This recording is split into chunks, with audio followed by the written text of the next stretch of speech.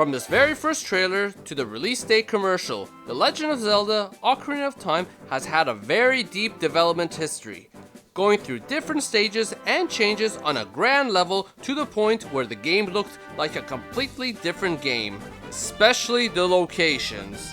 So today on Cut Content, we look at the cut and altered locations of The Legend of Zelda Ocarina of Time. Now, before we begin, it is very important to understand that Zelda 64 went through various stages of development, which became clear through the HUD at the top of the screen that shows Link's equipment. These include Stage 1 of development, known as A plus B only, Stage 2, the A plus C buttons only, Stage 3, A plus B plus C, but in an older style, and Stage 4, A plus B plus C, but in the modern style. All these represent the 4 stages of development, which I'll be referencing throughout the video. With that out of the way, let's start with the ever popular but rather large cut town that may or may not have been a very early version of Hyrule Castle Town or Kakariko Village. And we know this is very early too, as this is stage 1 of development with only the A and B buttons. The town has many houses and likely points to it being more an early version of Castletown, as it has a large wall protecting the town, and this spire here, which while it is hard to indicate what it is, may have been either the roof of Hyrule Castle or the Temple of Time. The town also, while empty, with it being this early in development, has one NPC known as Aria. Interestingly, only short an S to make Saria, so she might have actually been a beta Saria, and therefore this could have been an original starting town. Or just a complete coincidence. Regardless, this is a very expansive town, the likes of which likely didn't appear in the final game, since it would go easily beyond what the N64 could do, and more of what the GameCube would be able to do. Therefore, we instead got a heavily pre-rendered one in the final game. Next, we have what is actually found within the Giga leaks, a leaked untextured castle. This was originally seen in an old beta screenshot in a textured form. As one can see, it is a very large area, but it seems the walls were all you were meant to see, as hovering over the walls shows that there is no floor here.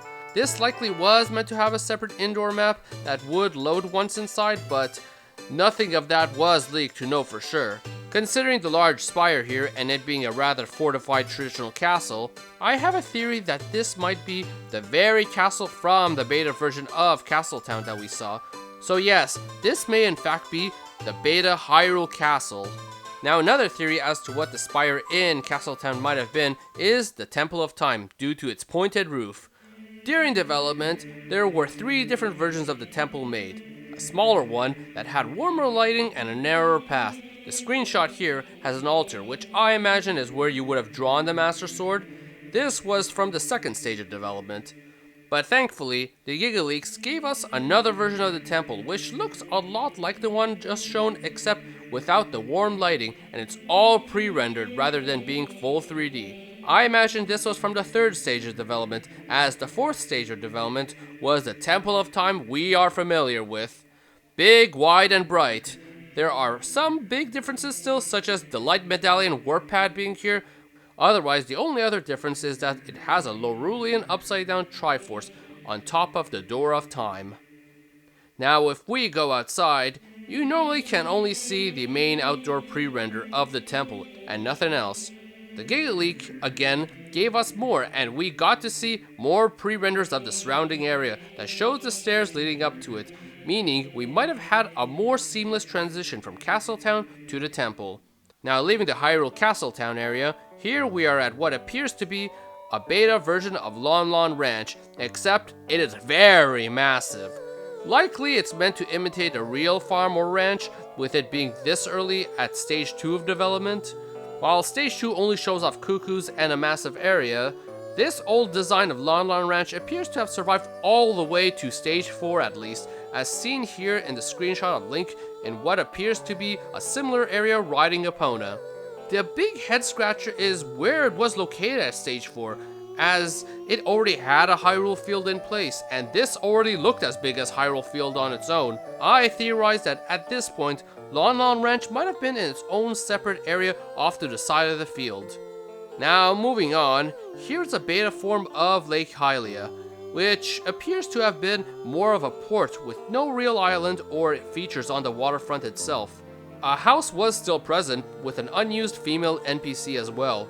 Also, a little dock was here too, which would have been perfect for the fishing minigame. From the looks of it, the design of Lake Hylia survived all the way from stage 1 to stage 3 of development before being completely redesigned to the final version we have today.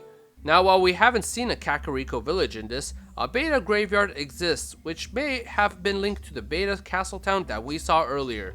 And it looks amazing in my opinion, with its blood red appearance. It adds so much more to its haunting appearance too. Like the final version, it includes a Poe, even though it is an early Poe from the second stage of development. Now notice how in all these beta screenshots, Link is an adult and no child Link is in sight? Well, up till this third stage of development, the time travel mechanic had not been a part of the story, but yet what we have here is a beta version of the Great Deku Tree in what is stage 2 of development, meeting adult Link. At that point of development, there doesn't seem to be any evidence of a Kokiri forest, and it is understood that Link may have likely started out in Castletown. So in this instance, it is possible that Link went on a quest to meet the Great Deku Tree. How he got there? Well, maybe it was through the Lost Woods. The Lost Woods are a running joke at this point in the Zelda cut content community, as they have existed in an expansive form in both Ocarina of Time and Twilight Princess, but were cut prior to the game's release. Here, it is an expansive forest, likely may have been beyond what the N64 could have handled and was cut. It was also covered in a thick fog too, which may have been to assist in obscuring the culling that would take place in loading further areas, but also to resemble the Link to the Past Lost Woods. We have a beta Poe here, which in the traditional sense, Link would have finished off using a bow. Notice how in this stage of development, the buttons merge when Link uses a bow? Each button may have represented one of Link's arms. But later by stage 4 of development, we got the Kokiri Forest in the game once Child Link was implemented, where we even have one screenshot of him. But we also have, through the Giga leaks, the beta version of the Kokiri Forest from the screenshot. This appears to be a lot simpler in design to the final version and more open-ended. It may have even been unfinished as there are only a few houses here, but it does have a much more fluid approach to the Great Deku Tree here as he slowly gets less obscure when you get closer. This being a much nicer sight as it felt like it gave the forest more life rather than it being a thin haul you take to him. Up till now, you may be asking, were there any dungeons cut or altered? And yes, there were. At least 5 of them. While I am going to go over them quickly here, I did already cover them in much greater detail in my video on the beta dungeons of Zelda 64, which I highly recommend checking out after this. A beta Ganon's Tower from stage 1 of development was a well-known dungeon which has been leaked through the Giga leak.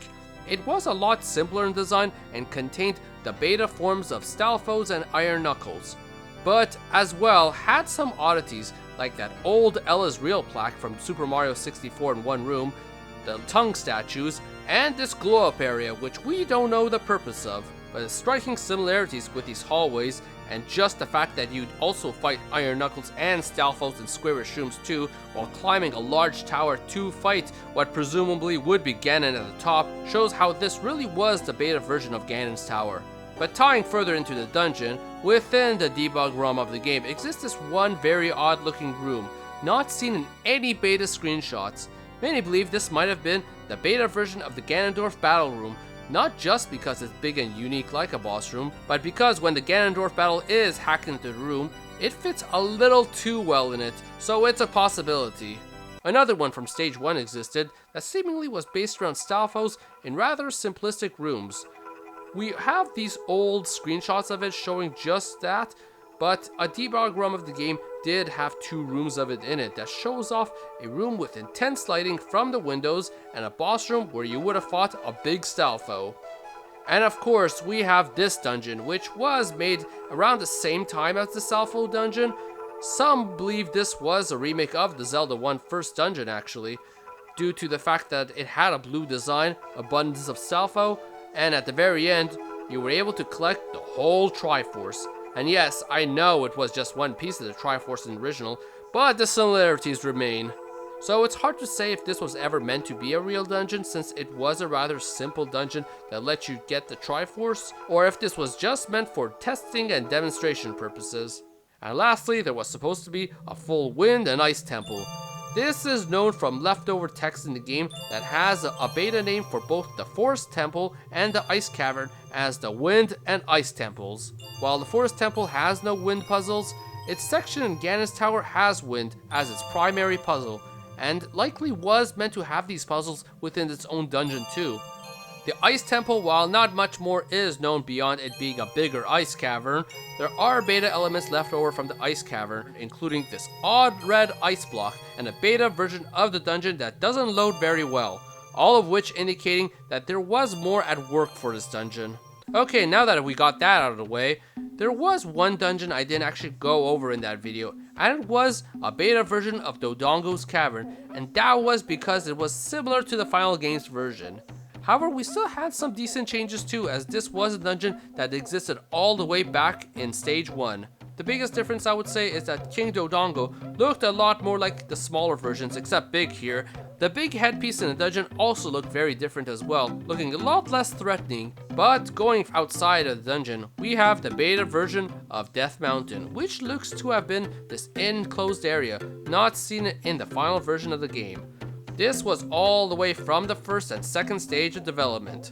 Now, while this footage of Link jumping into it is from the second stage, notice that little caved in area with the pillars? I do think that this screenshot here might have been from stage 1's version, due to the similarities in appearance, except there were Octoroks here and grass. Likely removed cause it didn't fit Death Mountain and it ended up getting Tektites in place. But furthermore, we also have what might be the entrance to Dodongo's Cavern, but it looked more like a traditional dungeon entrance rather than a giant hole in the wall that we have here.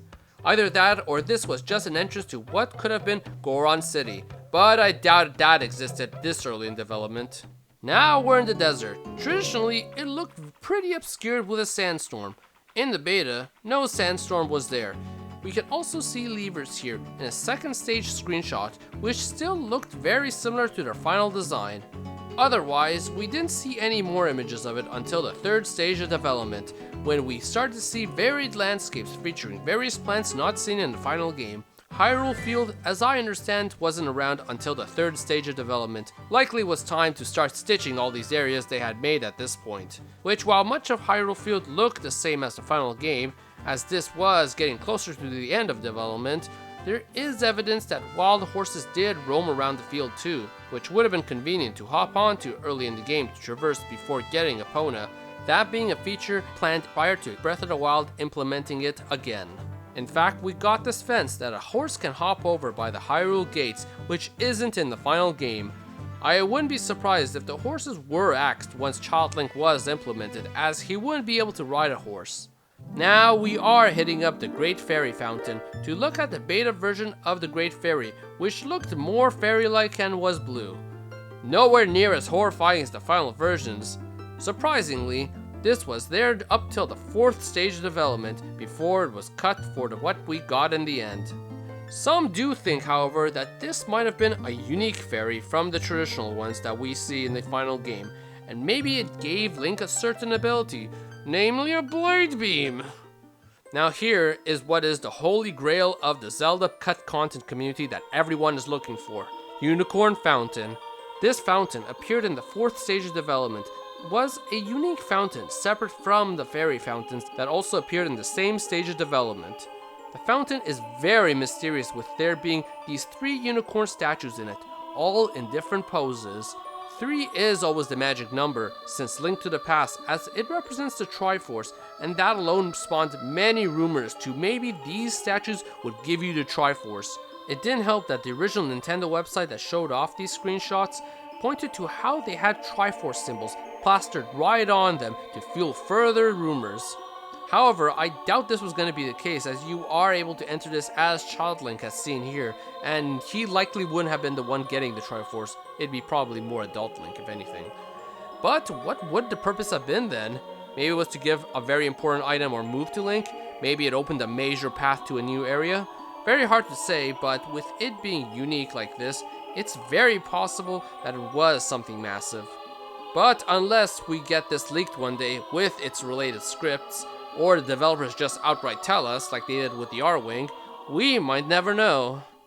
Now, we may have gotten a great deal of these areas. Some changes were good and only further polished these areas and made it better to play in. Some were cut simply because the N64 lacked the horsepower to run such areas, which really is disappointing when one thinks about it.